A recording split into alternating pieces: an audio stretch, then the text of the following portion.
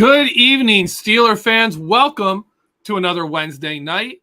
And if it's Wednesday night, that means here on Behind the Steel Curtain, this is when we would normally turn our attention to the Steelers' upcoming opponent.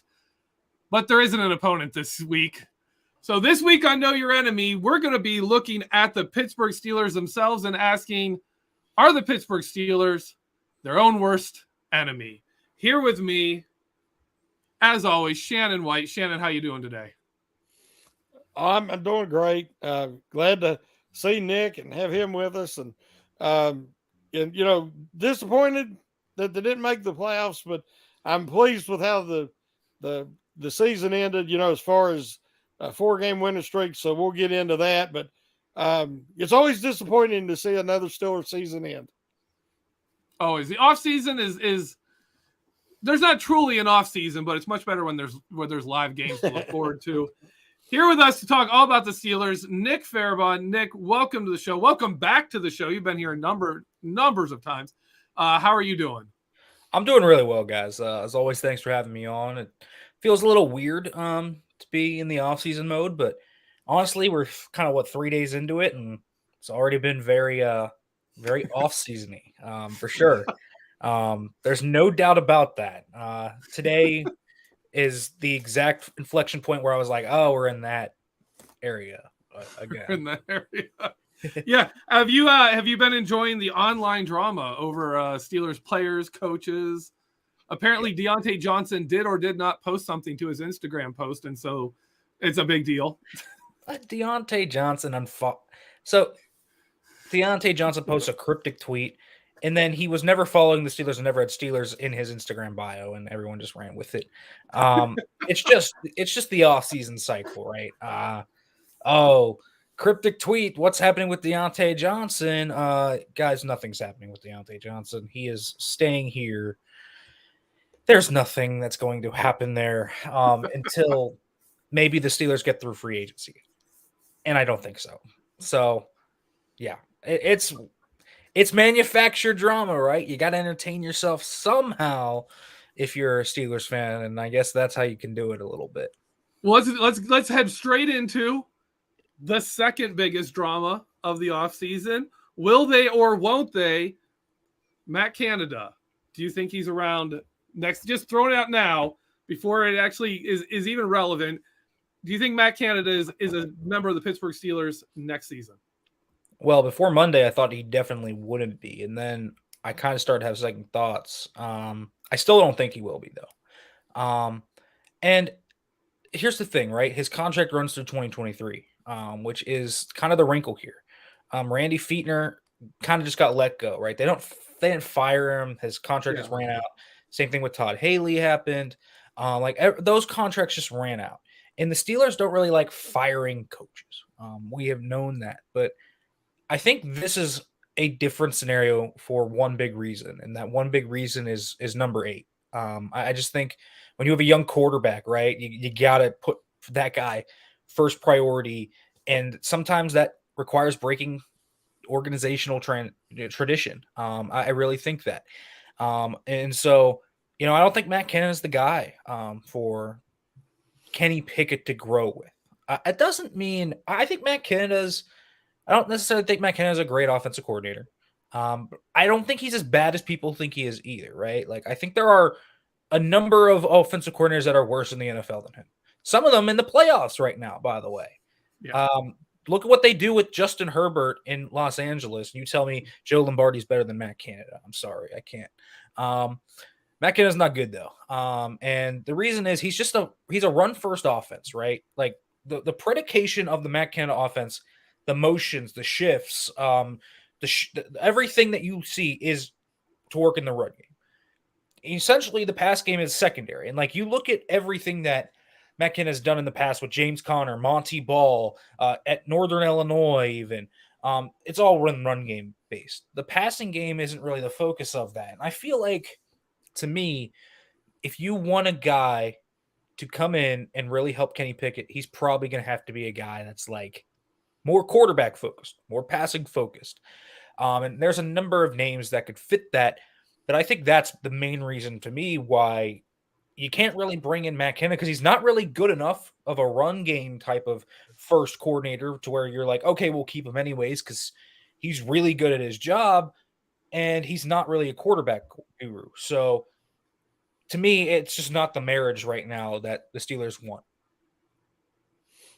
I felt during the second half of the season, a lot of the success was due to the schedule, really eased up and the quality of opponent.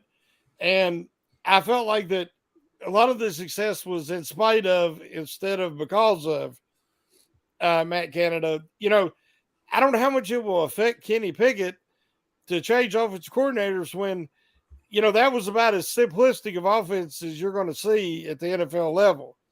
And I don't think we was talking before the show, Canada does a poor job of scheming receivers open and playing off the successful running game. They did not play action.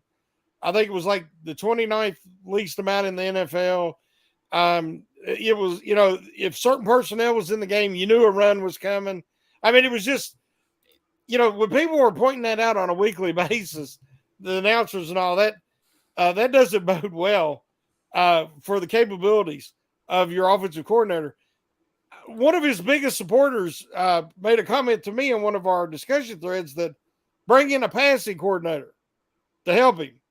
Well, if you got to do that, then why don't you just replace him with somebody who's qualified to do both? Because, I mean, his run game, that's pretty creative and it's been effective. And the offensive line took up that challenge in the second half of the season and did a great job, even when everybody knew it was coming. And they really do, establish that running game, which I've been begging for years now.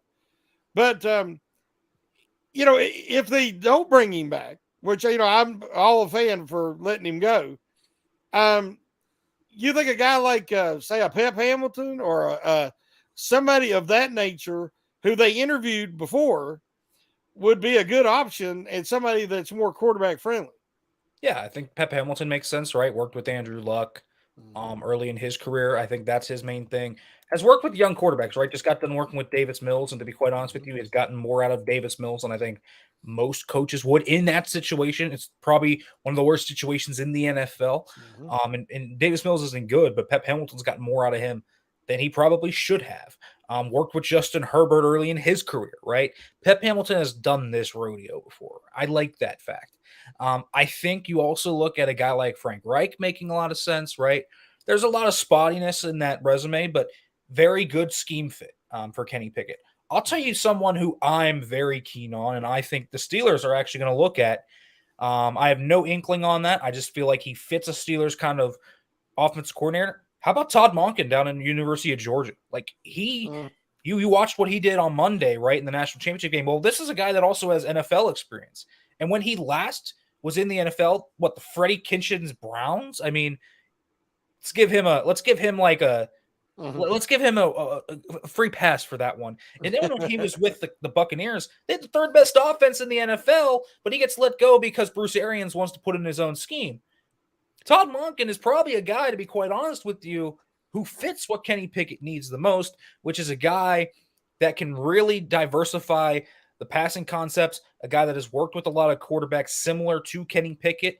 And then I think the other thing that I really like about Todd Monken is he doesn't really change the run scheme that much from what they have right now. So the offensive line, the running backs will still be able to kind of fit that. And he has no issue imposing that run game if it's working. So it's not like you're going to take the strength of the Steelers right now, which has been their run game in the second half of the year, and just be like, no, we're just going to pass it 40 times a game for Kenny Pickett's sake. No, it's just going to be a more kind of focused guy. But there's a lot of names out there. I mean, you could look at a Jim Caldwell who's been around a lot in the NFL. There's a lot of guys out there that I think could make sense for Kenny Pickett and kind of what he wants to do and what he needs to do. I think my favorite right now is probably Monken. I think Pep Hamilton's probably second there. I really like those two kind of profiles of, okay, guys that have worked with young quarterbacks, that have developed them, and then you kind of see the pass first approach to where they can go and help Kenny Pickett really grow. So I think the Steelers right now just need to focus, if they do get rid of Canada, on, okay, who can help our quarterback the best? Because whatever you do this offseason, the first thing that has to come into mind is, how does this help Kenny Pickett? Really, that's it. Absolutely agree with that. I want to get your opinion. Step back and overlooking the whole offense.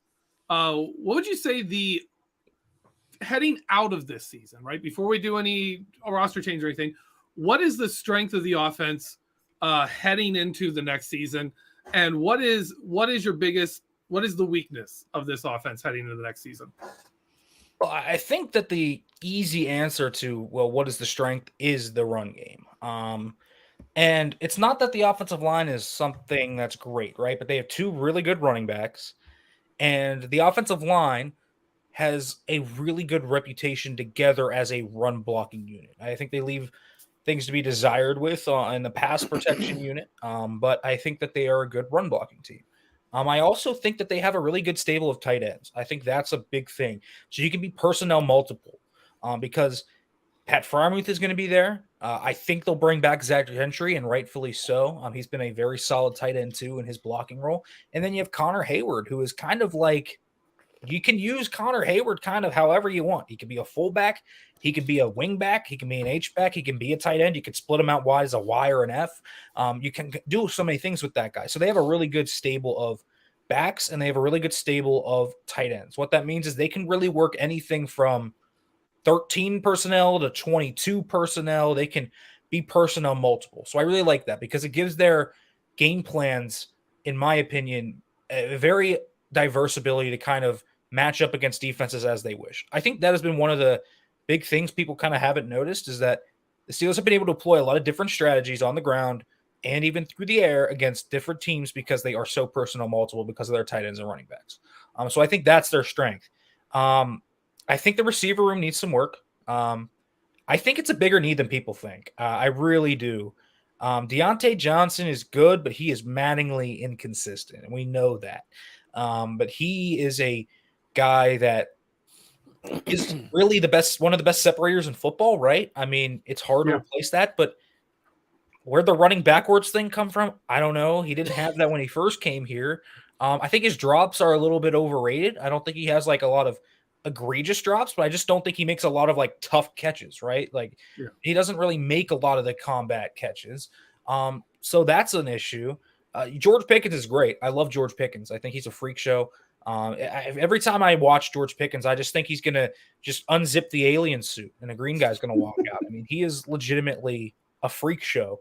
But outside of those two, like, is there really anyone else you're kind of banking on? Steven Sims is a nice depth piece, I think. I think they have a nice piece there. But Miles Boykin, really just a really good gunner, which is valuable. But in the receiver room, Calvin Austin, I know his potential, but this is a 4th-round rookie that's coming off Liz Frank surgery. I mean, you can't really bet on Calvin Austin being something until he shows you he can be something. Gunnar Olszewski, non-factor. And then outside of that, you got like Cody White, Jamarcus Bradley, and maybe Anthony Miller, something. He's still on the roster, but he was out with a shoulder injury. So that's an issue to me. I think you need to become more dangerous. I think you need a speed element in this offense that is sorely missed. I don't think they have that. I think that is actually kind of the biggest need on the offense right now, aside from offensive line. I think that left side of the O-line still needs work. But that's kind of where I see the strengths and weaknesses of this offense right now. I want to follow up real quick with your tight ends and running backs. One of my favorite things was seeing the Steelers use a 32 personnel set where they had all 3 tight ends, Derek Watt and Najee Harris out there, and they used it really well. Like that was a really good set for them for a couple of games there. And I also want to say, like, I want to follow up with that and say, with a Pat Freiermuth, with a Connor Hayward, how big is a number 3 receiver for this team? Or is this a team that should be using multiple tight ends? And maybe like we saw in the big pass play to Connor Hayward this time, line him up in the slot, line Freiermuth up in the slot, bring in a fullback more often. You know, even Jalen Warren going out and lining up in the slot has worked pretty decently. How Is that a feasible option for this team, or does this team really kind of need to get back to the 11 personnel, format that most of the league follows? Well, it could definitely work, right? The 49ers have done this for years in the Shanahan Yeah. scheme, but they still have 3 or 4 viable receiver options. And what they have in the 49ers scheme is speed. And Deebo Samuel and Brandon Ayuk are fast, right? Like that's kind of what the 49ers team is known for, is their speed. So yeah, I think the Steelers can base themselves out of kind of what they have, in terms of, sure, we can be tight end multiple, we can be running back multiple, we can do all these different things, but well, who's going to be the guy when you need to pass the football? And I don't know if they have necessarily a speed element, and I think that's what they need. I think that they need someone that can, one, game break on jet sweeps, right? Just who can be the game breaker.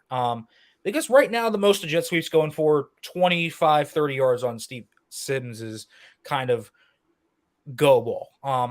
But I don't see that speed element, and it's not going to allow safeties to respect your run game as much, right? Because easily next year, what they can start doing is they can creep that safety down, and are you going to be able to block it again? I don't know, because a full off season to kind of marinate on the blocking schemes. Well, teams don't have any reason to sit in too high against the Steelers if they're just going to run the ball and they don't have any element over the top. Really, their only explosive play element through the passing game is throwing it to George Pickens down the sideline. I think they need someone that's fast and that can win over the middle and that can win vertically. That could have been Calvin Austin. I think that's why they got Calvin Austin, but we didn't get to see him there. They could just use a guy that could separate too. I think they are one injury away from really being in a world of hurt. Deontay Johnson gets hurt, they are in a world of hurt. They have needed a guy that can separate consistently from the outside of Deontay Johnson probably since 2020. They need one. And so it doesn't mean it has to be the first pick. It definitely doesn't. But should it be one of the first 4 picks? Yeah, I truly believe it. If the Steelers draft a wide receiver in the 2nd round, don't be surprised. That's all I'm saying. They do it every year, right? They do it every year. It feels like they probably need one this year. And the Chase Claypool trade is great. And look at the value they got on that. That's going to be the 32nd pick in the draft. But he also left the void. He was supposed to be that downfield threat, right? He didn't end up being it. Well, you got to go get that guy now. And if Calvin Austin ends up being something, well, you just have 2 of them. And that's never a bad thing to have 2 speed threats. So I think you can be a tight end kind of running back multiple group. I'm just not sure if that lends itself to deep playoff runs when you need the explosive play.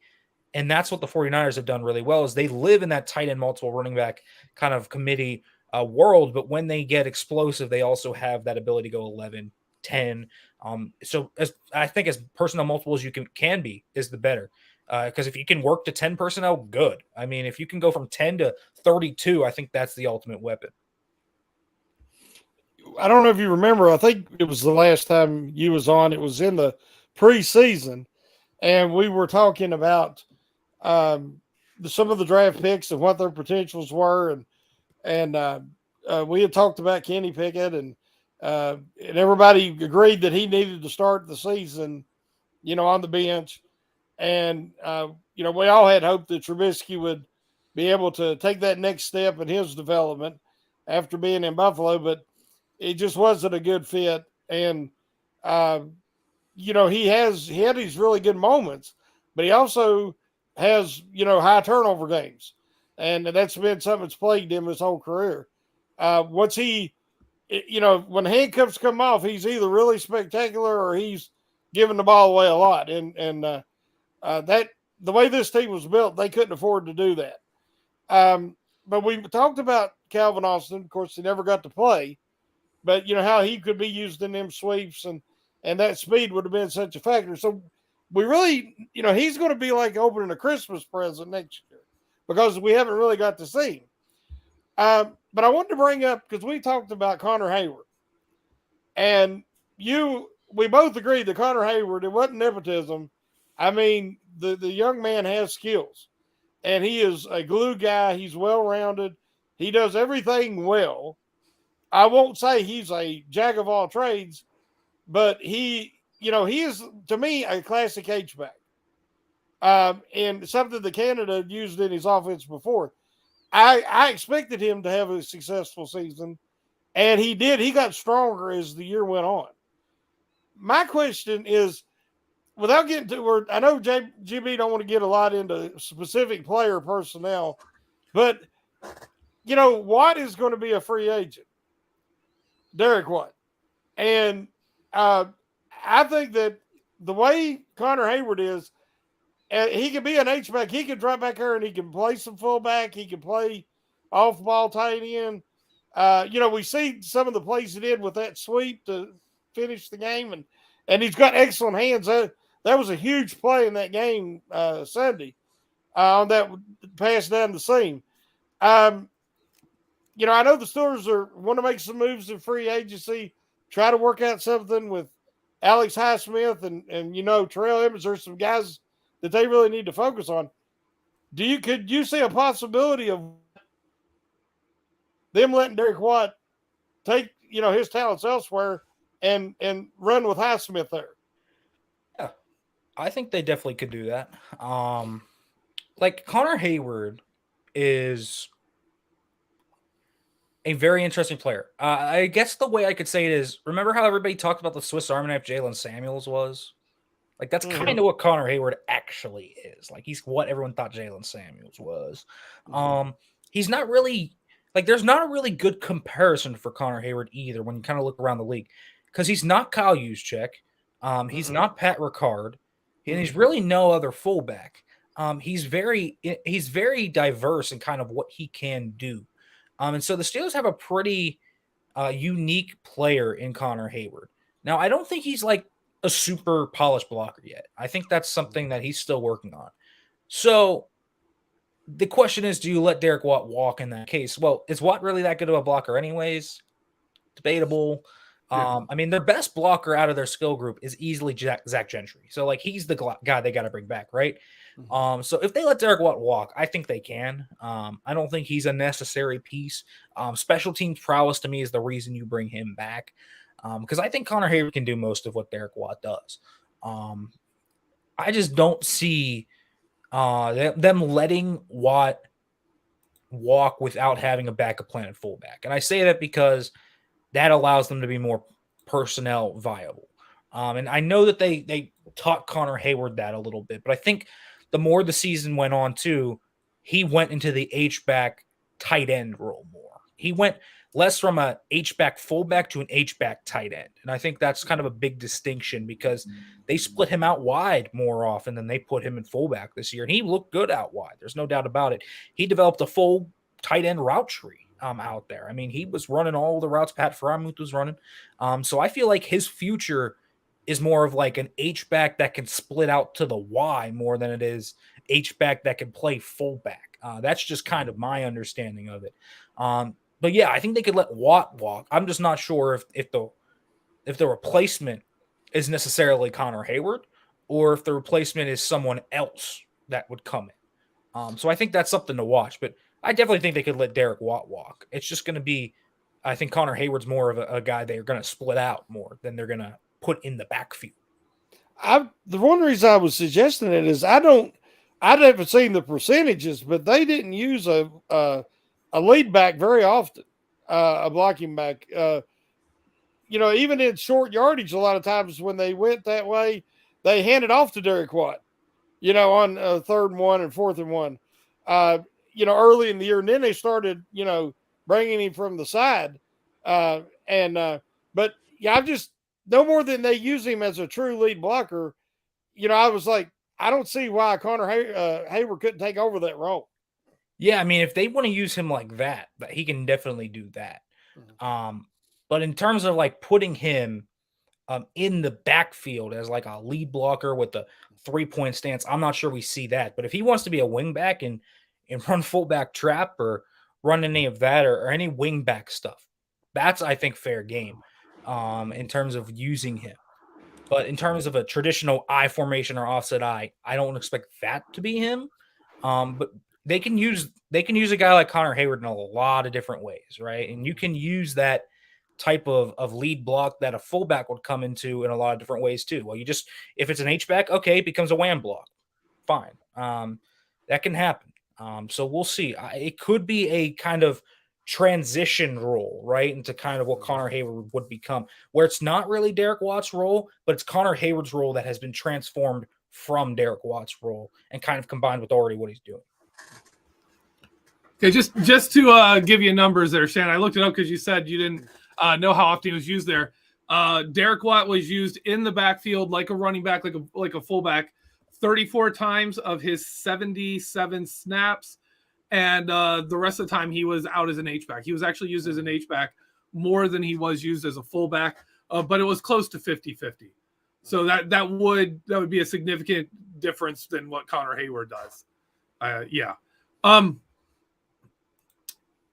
I want to run this past you, Nick, because I looked up these numbers because obviously the offense was much better in the second half of the season than it was in the first half. They were driving downfield better. So I wanted to look at their per drive stats, and I've run this past Shannon, but I was shocked by this. Okay, so the first 8 games, Steelers. This is just their ranking in the league by per drive stats, right? Their scoring percentage was 31st. Their points per drive, 32nd, last in the NFL. Turnover percentage, 24th, terrible. They punted they ranked 29th in your percentage of drives that are punts, fourth highest in the league. Your scoring chance percentage, which is just if you score a touchdown or attempt a field goal, was 29th. Time taken up per drive, 23rd. Yards per drive, 31st. They were one of a bottom 3 offense in the NFL for 8 games. Second half, this is what shocked me. Scoring percentage goes to 8th in the NFL. Turnovers percentage drops to the 3rd best. They punted on the 7th fewest percentage of drives. Scoring chance percentage, 2nd in the NFL. Time per drive, 1st in the NFL. Yards per drive, 3rd in the NFL. They were 11th in points per drive because they missed 6 field goals and they settled for far too many field goals instead of touchdowns. But those numbers are all top 10.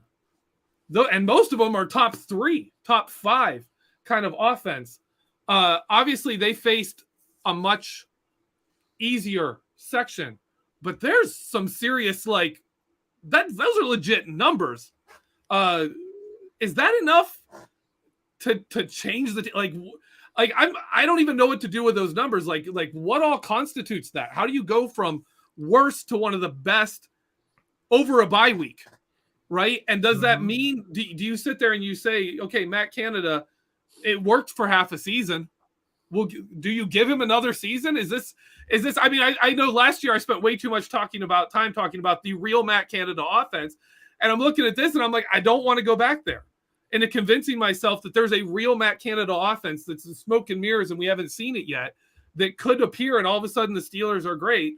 But what do you make of numbers like that? Well, you have to make it out to be a few things. One, the biggest presence to me in this was the offensive line, night and day from first half to second half of the year. I think they got much better run blocking from Chukwuekorfor over the second half of the year, which is a welcome development in his game. James Daniels played at a very high level all year. That wasn't surprising. Mason Cole, much better. He finally recovered from a foot injury.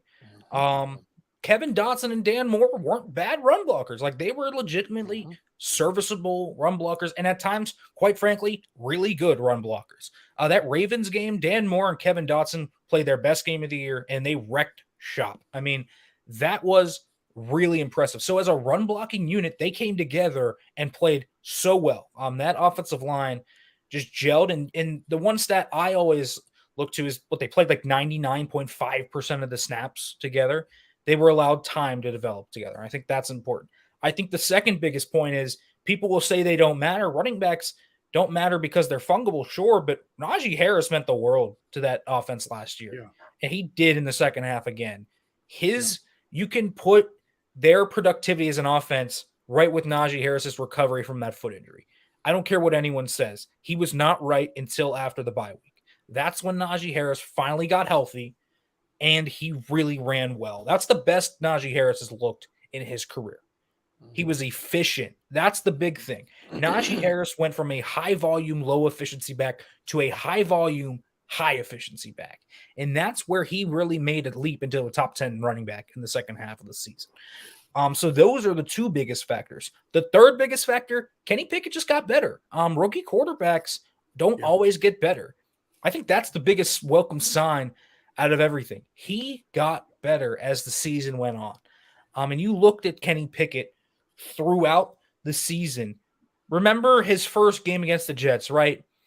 Kind of fluky interceptions, but as the weeks kind of bore on, right? The Eagles game, the Dolphins game, those were really bad games, probably his worst games of the year.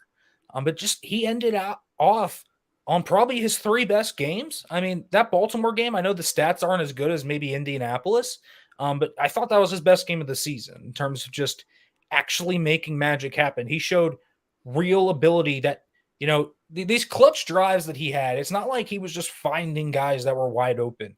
You think about some of the throws he had on those drives, the Steven Sims throw, the throw rolling out to his left, the Fryer move, just all of these kind of throws he made, the Connor Hayward throw against the Browns, like all of these throws require legitimate talent. And I think that's also something. And Kenny Pickett became a really efficient quarterback that didn't throw picks and didn't fumble. And so that's kind of where that comes from. And the turnover percentage would be even lower if you eliminate Mitch Trubisky's 3 picks against Baltimore. Like that wasn't Kenny Pickett. Yeah. So you kind of look at that and you honestly wonder, well, if Kenny Pickett plays that full first game against Baltimore, they probably win that game, to be quite honest with you. So I think those are the 3 biggest factors. Is all of it related to Matt Canada, though? I don't think the scheme got markedly better. He tried to lose them that second Ravens game in Baltimore, probably his worst called game of the season. The play sequencing in that one was an absolute disaster. I think you have to give him some credit, of course, but I don't think Matt Canada made some drastic change in the bye week that was like, this is what happens. I think the personnel got better. And I think Matt Canada, again, I don't think Matt Canada is like this ultra awful offensive coordinator that everyone thinks he is. I just think he's thoroughly subpar and mediocre, and he doesn't really do all that much to raise the guys around him. And he doesn't really raise your floor. He doesn't really raise your ceiling either. So he's just kind of there. And so if the players are playing really well, the offense is going to work really well. It's pretty basic stuff. Outside zone paired with a little bit of counter and power. And then in the passing game, it's really just a bunch of rollouts and some shot plays in there. The drop back game is very basic. So it's really not a crazy scheme. His offense has remained very static. And people will always point to this. I always look at like Andy Reid's offense and Kyle Shanahan's offense. They have blatantly stolen Matt Canada's concepts. So why doesn't Matt Canada's offense work? It's because those schemes have evolved over time and have taken stuff from other trees, right? For example, Shanahan has stolen stuff from Andy Reid's old playbook. They look back as far as Bill Walsh to steal it, and just feels like Matt Canada's offense has been like this since like 2010, which is fine, but it's not an exceptional offense, schematically wise. And his scheme is fine enough. He's just not a very good play caller, though, on game day either. So he's really just a mediocre offensive coordinator. Is he really as bad as some people say he is? No. But he's really nothing to be written home about either. So to me, yes, you have all of those growth points, but how much of those growth points are actually the scheme? Najee Harris getting healthy, is that really much to scheme? Kenny Pickett getting used to the speed of the NFL? The offensive line finally gelling after having injuries all of training camp? Are those really Matt Canada's kind of credit? I don't really think so. But if they keep him, that's exactly what you stick to, right? Oh, the second half was great. And we feel like we can be good with this guy again. But the reason why I wouldn't keep Matt Canada, I don't see how he helps Kenny Pickett's growth into his career in the future. I don't think he actively helps Kenny Pickett reach from where he is now to the next level he has in his game. And that's what he has to focus on this offseason. Kenny Pickett has to go from where he is now to a better version of that. All right. That's a great place, actually, for us to leave off here. We're going to go to Quick break. Shannon is chomping at the bit there. But we will take a quick commercial break, and we will be right back. And we're back, folks. Welcome back here to Know Your Enemy. Shannon, I know you've been chomping at the bit. You were getting excited with Nick talking about Matt Canada and Kenny Pickett, so I'm going to turn the microphone over to you, sir. Well, what I wanted to say is we was talking about it today in a discussion thread. If Matt Canada, if and when he is no longer with the Pittsburgh Steelers, he will no longer be in the NFL. There is nobody else who is going to hire him, especially as an offensive coordinator or anything else. I joke that maybe the Cleveland Browns will be looking for a head coach, and they might try to talk to him about that. But he is not NFL quality, in my opinion. His limitations are setting the ceiling for what this offense can become next year. Because if he comes back, they will still progress with Kenny Pickett and Harris and all this young talent on offense, but it will set a ceiling until they bring in somebody more capable, in my opinion. I totally agree with what Nick said, that the offensive line in the second half of the season accepted the challenge. They improved drastically this season. We've been begging for this for the last 2 years, and they really put it together this year. The only thing I would differ is, yes, Harris got healthy. But if you watch the first half of the season and you watch the second half of the season, there's a huge difference in the way Harris ran the ball. His commitment to stay north and south.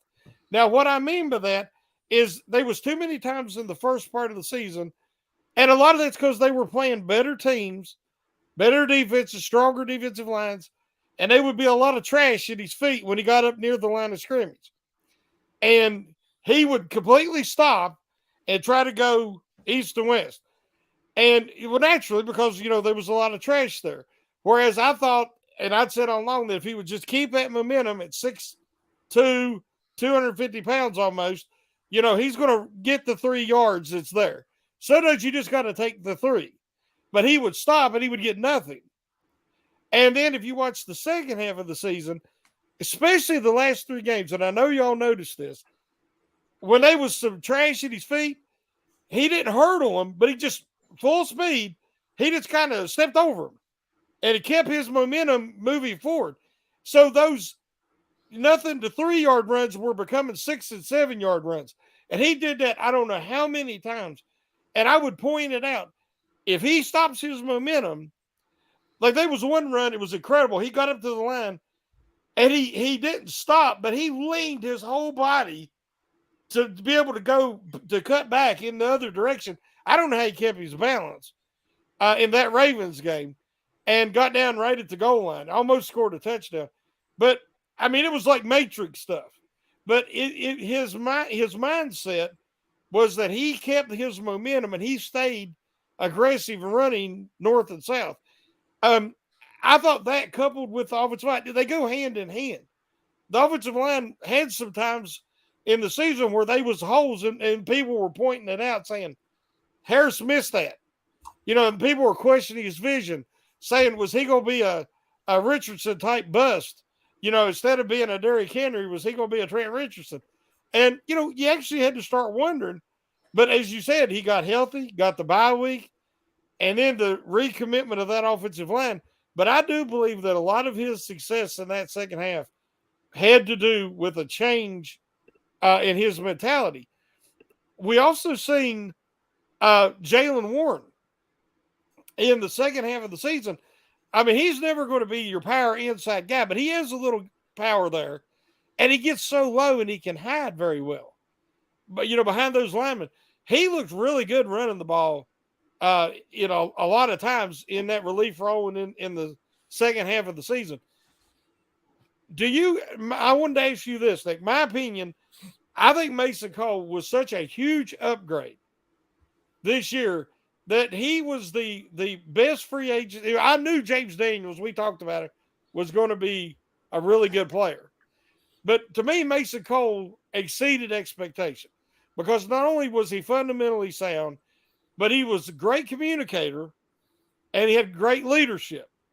And, you know, a lot of people say, well, they could maybe do an upgrade there. I do not think the center is an area they need to focus on. I think they could upgrade on Mason Cole. I think he's a good player. I don't think he's a great player.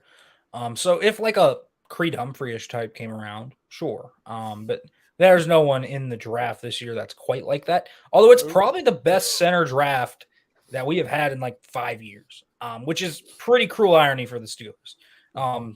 Just saying. But absolutely, Mason Cole had the biggest upgrade value compared to who they had at center last year, because Kendrick Green was in Najee Harris's lap all last year, right? So absolutely, Mason Cole. I mean, you went from probably the worst center in the NFL to a very middle of the pack, serviceable, and at times, frankly, good center. So yeah, absolutely. Could they get better center play? Sure. But Mason Cole really isn't like a focus of upgrade, I think, this offseason. Maybe like 2 or 3 years down the line when he's, you know, asking for a new contract and all of that, that's when you kind of bring it up. But he's still young. And right now, I think we all would agree that left tackle and left guard are far more pressing needs than center. I think that center is probably the third biggest need on the line right now, because Chuks Okorafor actually became a really good right tackle this year. So I think they've got their right tackle entrenched. It's Chuks. And I think they have their right guard entrenched. I think James Daniels is really good. So I think they have a 2/5 of a really good O-line. I think they have 3/5 of a very serviceable O-line. What are you going to do with the left side, though? And this is kind of where the O-line still gets in my crosshairs, is too many times in the second half of the year, Kenny Pickett had to make something out of nothing because the O-line was a liability in pass protection. They just aren't good enough there. I think Dan Moore, ideally, is a really good, serviceable swing tackle in this league. He's a really serviceable player that I think you can play at left tackle, at right tackle. Heck, I think you honestly, this is a move I've been thinking about. I think Dan Moore could be a pretty good guard in this league. I think he kind of has the profile to do it. But I don't know what they're kind of going to do at that spot. But I think left tackle is still the singular biggest need on this team going into the future. I think they need a guy there that they can kind of hinge on. And then Dotson was just so inconsistent all year. He would have flashes of really good games, and then he'd just have flat out unplayable games. So that inconsistency on that left side still worries me a lot. But I think Mason Cole in particular brought a calming presence they needed. And he's a guy that is a good communicator. He's a good run blocker, and he's a steady enough pass protector. He's not an elite pass protector. There are times where he can get pushed back. But rarely did I ever point out and say he's a liability. Sometimes I would point out and say they could do better than that, but he is absolutely not a point of focus right now, I would say. I just look at that line right now and say, you're building something. It's not all there yet, but you're starting to get there, right? And I think that starts with a left tackle and a left guard. And I think you bring them in for competition. I think you see kind of what Dan Moore can do against a veteran type at that position. And I think you see, you bring in a left guard maybe through the draft, or a left tackle through the draft. Kind of you could flip them however you want. And I think you see kind of what happens there. Because I think that's really the focus of the line heading into this offseason. But I would be targeting in the first round. I don't really go in with positions because I like the best player available kind of track, right? I think that's the best track to work with in this NFL. But if I were to point out a position that I would want to scout heavily, I would definitely point at offensive tackle still. All right, I want to go to Pat Meyer a bit here, because we're talking about the offensive line. It was so bad to start. Ended the season, I'd say probably the best offensive line we've had since, the group Munchak coached kind of broke up and fell apart here a couple years ago. Obviously, that group was great. But this group was, like you said, serviceable, right? We haven't had kind of a league average offensive line for a few years here. After having that really good one for so long. I want to talk about Pat Meyer a bit, because one of the things I talked about with him when he came in is he had this consistent record of going to a team with a Pro Bowl running back and cutting their carries substantially while still getting good production from them. Or at least like their percentage of the run game would drop. They would touch the ball less, but they would still have great yardage. Now, Najee Harris didn't follow in the steps of like Melvin Gordon, those guys, and actually make the Pro Bowl in this season. First half of the year really was probably the reason for that. But I wanted to bring this up. First half of the year, second half of the year, Najee Harris was right around 55% of team runs was Najee Harris, right around 55%. Last year, it was 75%. They took a huge chunk of that off. And while often that goes to the offensive coordinator, people say, well, that's like Matt Canada did that. To me, that's kind of a Pat Meyer thing. Like everywhere he goes, that happens. The Steelers brought him here and saw the exact same thing happen where Najee Harris touched the ball less and his efficiency was better, especially if you just look at the second half of the season. If you just look after the bye week, that would have been, if he did that the whole season, it would have been 1,279 yards and 11 touchdowns, and he's in the Pro Bowl, right? You'd have that Pro Bowl even with him sharing the load a lot more. It is like how key to this is like an offense coordinator, because it's interesting to me to see Matt Canada, and then all of a sudden Matt Canada's offense, they find a coordinator who does the same kind of fits the offense that Matt Canada runs, that scheme style. And then all of a sudden you see all these results happen. Where do you put an offensive line coach in there? Like we've seen that with Munchak, and now we're kind of seeing it here with Pat Meyer. How important is an offensive line coach and compared to like an offensive coordinator? Well, the offensive line coach is usually the de facto run game coordinator. Sometimes it's the running back coach, but not in this offense. It's Pat Meyer. And that was like one of the actual things I took from Mike Tomlin's press conference on Monday when he was asked about Brian Flores' contributions defensively. He went out of his way to let everybody know Pat Meyer was very instrumental offensively. And so I think you place a lot of it on him, right? Because he understood what his offensive line did really well. And what was that? Well, they're a really good wide zone team this year and a mid zone team. And so they went away from more of the inside zone, split zone stuff that they were using at times. Even quite honestly, you looked at like maybe the first 2 or 3 weeks of the year, they were really heavy inside zone, split zone. After that, they kind of shifted to a more wide zone scheme. And it took them kind of 4 or 5 weeks to really get used to it. And then they really hit the ground running after the bye week on that shift. So I kind of look at Pat Meyer, and that's a credit to him. I think you also look at that kind of switch of backs. I don't know if that's a Pat Meyer thing. Honestly, I think that's a Mike Tomlin thing. I go to the very head of the table with this one. And the reason I say that is because Najee Harris came in a training camp and he said, this offseason, they sat me down and they said, you're not playing as much as you were last year. We cannot run the tread off your tires this early in your career. I think that's a Mike Tomlin thing. And I think Mike Tomlin maybe has finally seen the error of his ways, right? He'd never been he had never been a running back by committee guy. He'd always been a lead dog.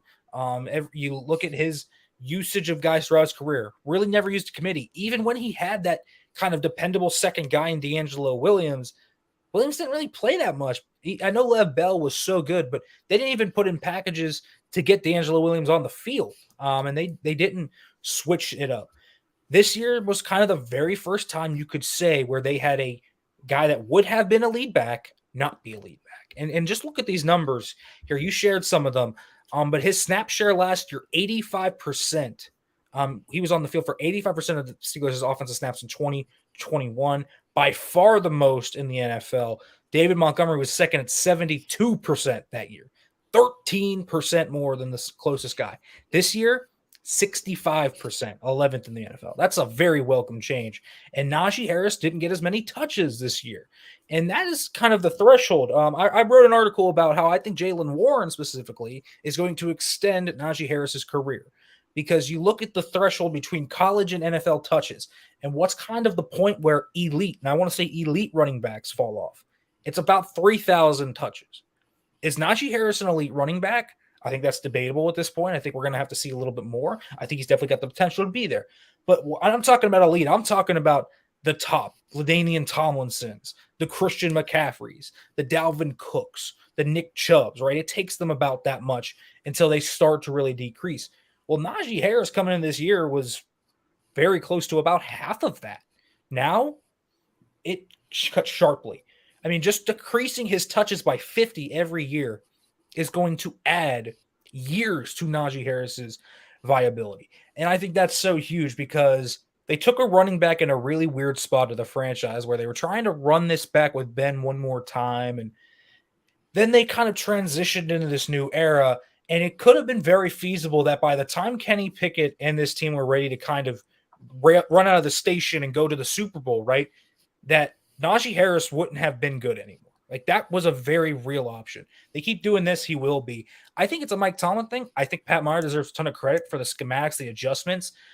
They looked so bad early in the year because they were trying to learn his philosophy. I think that was the biggest thing. I don't think they were comfortable with the jump sets, the aggressive, independent hands that they were using. It was a new philosophy from what Adrian Clem did, who kind of sat back and did more, traditional kind of 45 sets. The guards really were aggressive and pass pro this year. I think that's new for them, but they really adopted it well. He clearly got his stuff through to them, and they learned, and they were diligent in doing that. I think that all the credit in the world. I remember back in training camp, I made the observation that they didn't do many reps in individual drills. It was maybe 3 or 4 reps, and those periods are 20 minutes long. So you can imagine they should probably be getting more than that, right? Clem had them going 25, 30 even sets of these. But really what it ended up being was 3 or 4, and Pat Meyer would just sit there, explain what to do, and then have them do it. And that was kind of, I think, really, really important. I think that's kind of how he figured it out. Maybe throughout the offseason, maybe it was through OTAs and minicamps. Maybe he figured out these guys are going to learn more if I just show them and teach them. And I think that's a mark of a really good coach.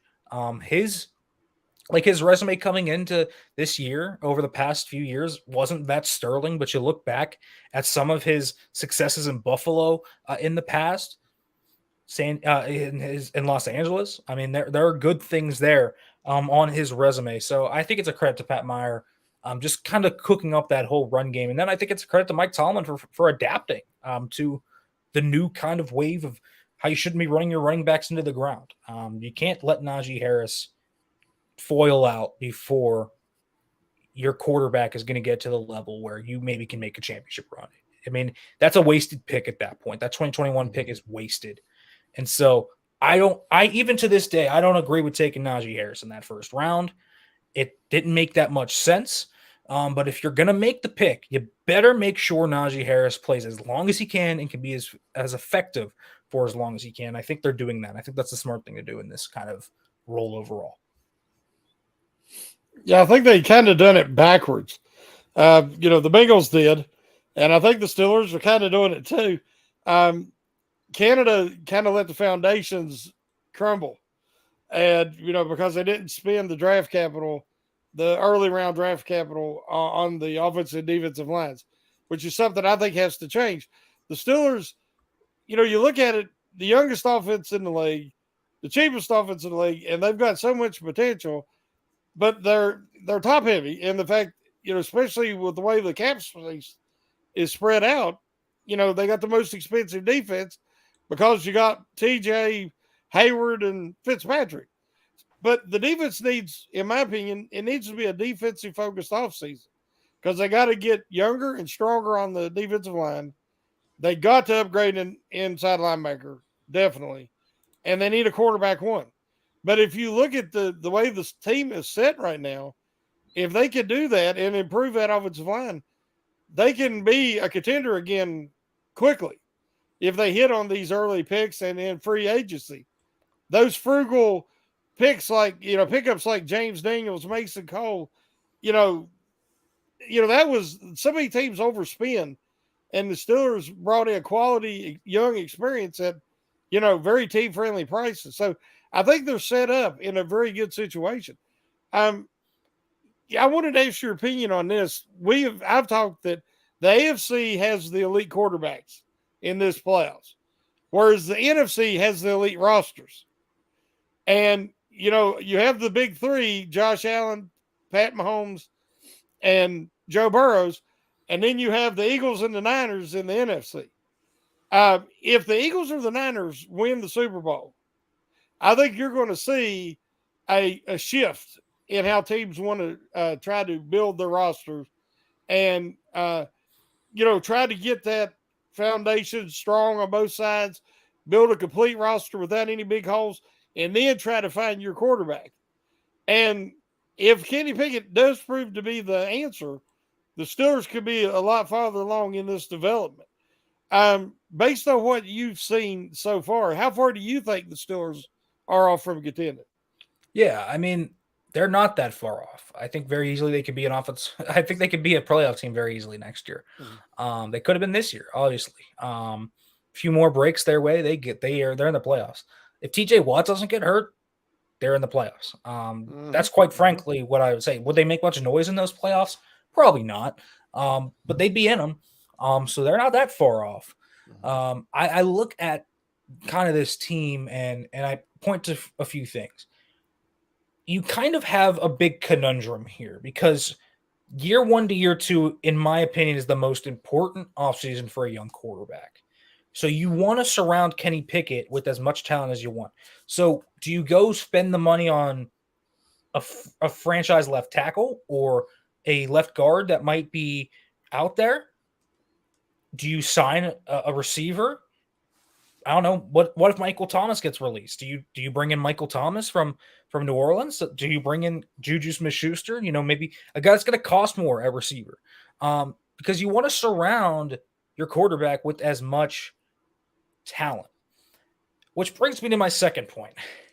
I think they are going to focus defensively in free agency, and why? They just have more needs there, and that will free up the early picks to be offensive focused and surrounding your quarterback with talent. I think that, first of all, the biggest need defensively right now is linebacker. Is it the most important need? No. Is it the most pressing need? Yes. You have Robert Spillane, a free agent. You have Devin Bush, a free agent. And Myles Jack is due a lot of cash. I don't know if they're going to keep Myles Jack. I think he's a very realistic guy that they could potentially cut. Well, if you do that, all you have left is Mark Robinson, because Marcus Allen's also a free agent. So 4 of your 5 top linebackers coming into the season are free agents. Mark Robinson, fun player. I think he's like Vince Williams Jr., which is cool. I think he's a piece of the future, but he's only one guy. I think, first of all, you bring back Spillane. I know people – I suggested that last week, and people were like, you're really bringing back Robert Spillane. He's not that good, but he's serviceable at least. I mean, he is serviceable enough, and he's a really good special team. So, yeah, bring back Robert Spillane. Bush is gone. I don't think Bush nor the Steelers mutually want each other back. And then Myles Jack, what do you do there? If you cut him, well, I think you try to bring him back at a cheaper price if you can, or you could keep him and extend him. I think that's kind of an interesting option. Do you try to extend Myles Jack? Because he was really good the first half of the year. Then he suffered that groin injury, and it was just but that groin never recovered once he kind of suffered in like week 10, week 11-ish. So I think Myles Jack's a really tough evaluation because that first half of the year, he was really good. And that second half, he was just – it was hard to play him because he could barely move. So I don't know what they do with Myles Jack. I think an extension with Myles Jack is actually a very intriguing possibility.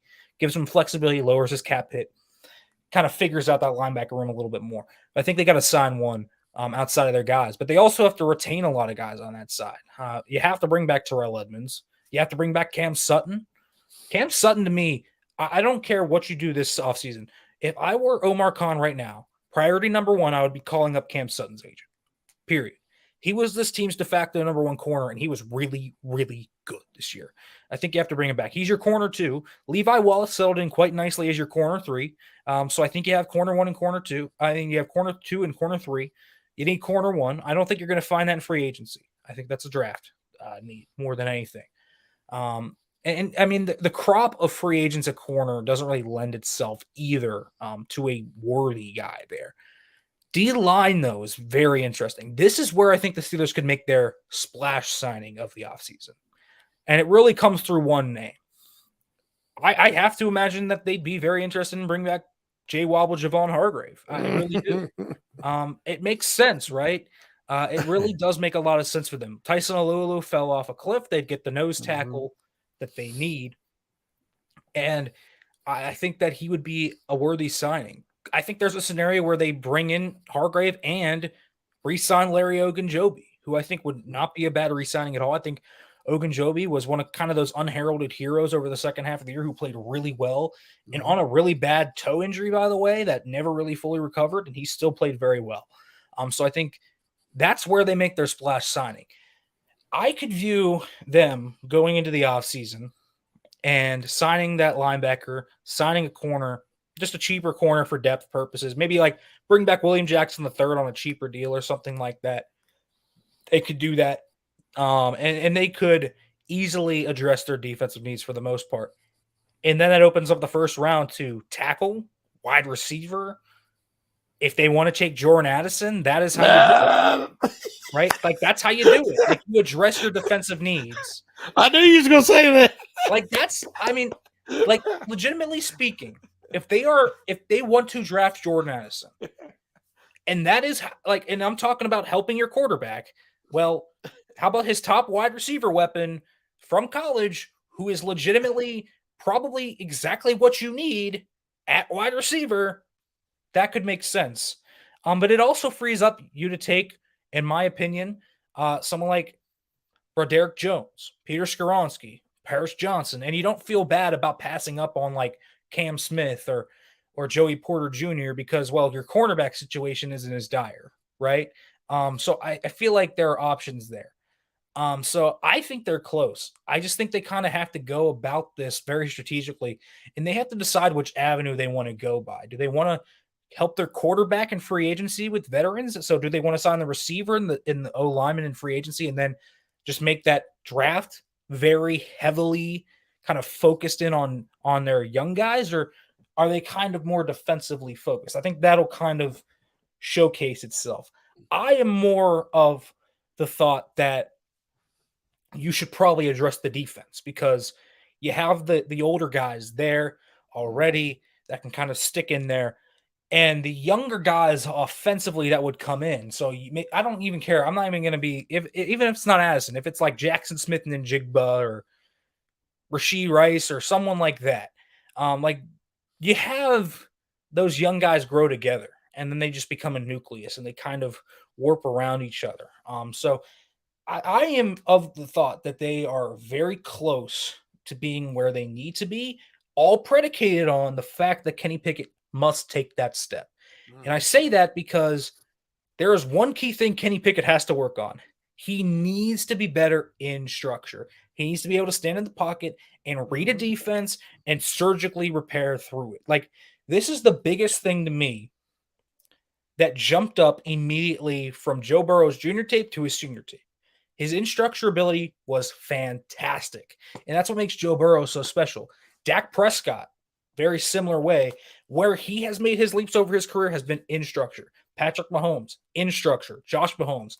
I guess she's Josh Mahomes, but Josh Allen, in structure. This is where all these guys make their leaps. Jalen Hurts, in structure. He was always a really good runner and able to create out of structure. Jalen Hurts is a much better pocket passer now this year. You have to still be able to create in structure in today's NFL. Kenny Pickett hasn't been able to consistently do it just yet. He's got the out of structure ability. I think he's got more arm talent than people give him credit for. So he's got a lot of things working for him. Can he get better in structure? If he does, I think he's going to ascend into the Jalen Hurts tier kind of players, right? That's, I think, the biggest thing. And I think your kind of point of, well, the 49ers or Eagles win this year. And Kenny Pickett could reach, certainly he can reach Brock Purdy level. You can argue if he's in that San Francisco offense right now, he could be better than Brock Purdy. And so could he reach Jalen Hurts' level next year? Sure. If he gets better in structure, I think that's the question. And so you're going to see the balance pushed in the NFC of who can you win with and kind of what fit can you win with? Can you win with a Geno Smith and a Daniel Jones and a Brock Purdy? Can you win with those guys? Can you win? I'll even throw Jalen Hurts in there. Jalen Hurts is better than any of those guys I just named, but he's still kind of on that bridge, right? Is he a bona fide franchise quarterback yet, or is he kind of in that 11-12 range where you're like, good, but is he going to be that bona fide franchise guy yet? I think that Kenny can reach that level, and I think that's kind of where the Steelers kind of have to sizzle it through. They can help him as much as they want. They can help the defense as much as they want. Nothing is more important than seeing next year on week 1 tape, Kenny Pickett winning in structure, period. Everyone will lose sight of it. That's the most important thing that needs to happen this offseason.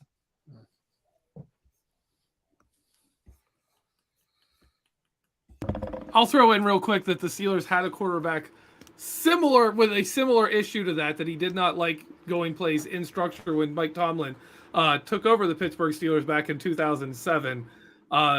And he's been through that process. So it'll be interesting to see him try and take another quarterback and kind of put them into a structured system and teach them how to do it. But we saw that with Ben Roethlisberger. Like you said, all those other guys made that. Ben Roethlisberger was that guy, 100%, who you'd snap the ball to him and he'd be like, well, let's just wait till your play ends. And then I'll run around a bit, throw somebody to the ground and find, Hines Ward 3 seconds after the play ended. So they've been through that before, and it'll be interesting to see them try and do it again.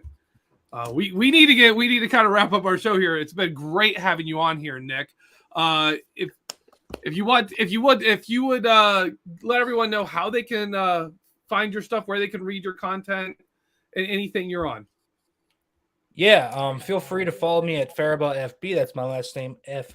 You can read my stuff at Steelers Now, right in there daily. I'm bringing out a lot of content for the obviously free agency, but draft will be here soon enough. Combine, Senior Bowl, all that good stuff. So make sure to check it out. All right. Again, thank you so much for being a guest here today. It's been an absolutely great show. Make sure you guys check that out. SteelersNow.com, Farabaugh FB, Farabaugh Football, and on Twitter. Always good stuff. Hey, Jimmy, it's Fireball. He loves Pitbull. Oh boy. Shannon's been waiting to do that all show. All right. For Shannon, myself, and for Nick, thank you for listening. Thank you to everyone who commented in the live chat. As always, have a great week, and let's go Steelers.